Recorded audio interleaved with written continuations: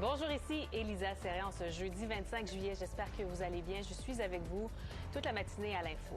Alors bien sûr, ce qui retient principalement notre attention ce matin, c'est...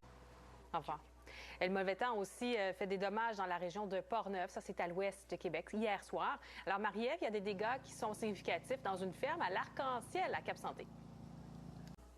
On parle maintenant du marché de l'emploi dans le Canada Atlantique où un travailleur sur 3 gagne moins de 20 $ de l'heure. Ici Élisa Serret. Bon jeudi 25 juillet, j'espère que vous allez bien. C'est moi qui vous accompagne ce matin à l'info. Et dans les prochaines minutes, je reviendrai sur ce discours à la nation qu'a tenu hier le président Joe Biden. J'en discuterai avec Frédéric Gagnon. Il est titulaire de la chaire Raoul Dandurand. Mais d'abord, on parle de ces feux dans l'ouest du pays.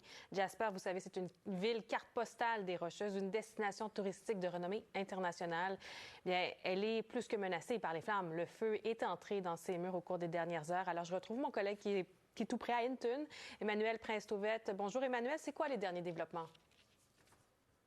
Et toujours en Ontario, mais cette fois à Toronto. Après les pluies diluviennes de la semaine dernière, eh bien, le conseil municipal de la ville se penche sur des solutions pour mieux gérer ces inondations. Alors, Jérémy, l'équipe olympique canadienne de soccer féminin affronte dans moins de 30 minutes la Nouvelle-Zélande à Saint-Étienne. Alors, Jean-François, c'est un match qui aura une saveur particulière en raison de cette histoire d'espionnage dont le Canada a été trouvé coupable.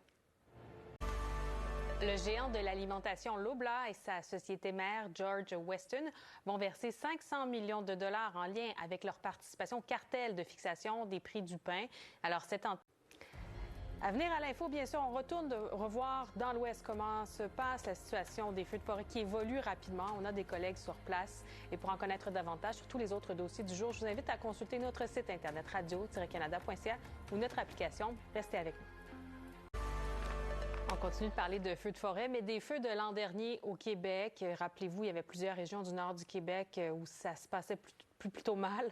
Les conséquences se font encore sentir cette année chez plusieurs entrepreneurs forestiers. Après Nordvolt, c'est au tour de l'entreprise Solutions énergétiques Volta, qui a un projet de 750 millions de dollars à Granby, de revoir ses plans de développement au Québec. Alors Thomas... Et on reste en Ontario parce que la province cherche à élargir davantage le champ d'exercice des pharmaciens.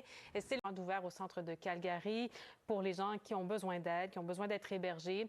Elle rappelle qu'il y a un courriel disponible si vous voulez proposer de l'aide ou des dons, d'écrire à ce courriel qu'il n'y a pas de centre d'ouvert pour recevoir les donations parce qu'ils ne sont pas en moyen de les donner aux personnes qui en ont le plus besoin, donc qui sont plus au nord de la province. Elle rappelle que de la nourriture est disponible, que la qualité de l'air reste assez mauvaise et changeante, qu'il y a des équipes mobiles de la ville de Calgary qui ont été déployées un peu dans le nord aussi de la province, que le groupe d'études canadien sur les soins de santé préventifs a été déployé. Il y a plusieurs personnes de ce groupe qui sont donc sur le terrain en Alberta. Alors voilà, si vous avez besoin d'aide psychologique, vous pouvez composer le 211 en Alberta pour avoir de l'aide. Et le commandement de la défense aérospatiale de l'Atlantique du Nord, ce qu'on appelle le NORAD, a déployé des avions militaires. Ça, c'est pour intercepter des bombardiers russes et chinois tout près de l'Alaska. Et justement, parlant des Jeux olympiques, c'est le coup d'envoi de ces grands Jeux d'été de Paris qui sera donné dans un peu moins de 24 heures. Alors, ce sera tout un spectacle qui s'annonce pour cette grande cérémonie d'ouverture. Voici le reportage de France 2. Voilà pour les informations. Merci d'avoir été là ce matin. À suivre le téléjournal midi. À 12h30, la période de questions. À 13h30, l'info. Il sera bien sûr question de ces feux de forêt ravageurs dans l'ouest du pays. Pour d'autres nouvelles, bien consultez notre site internet radio-canada.ca ou notre application. Au nom de toute mon équipe, merci beaucoup d'avoir été là. Au revoir.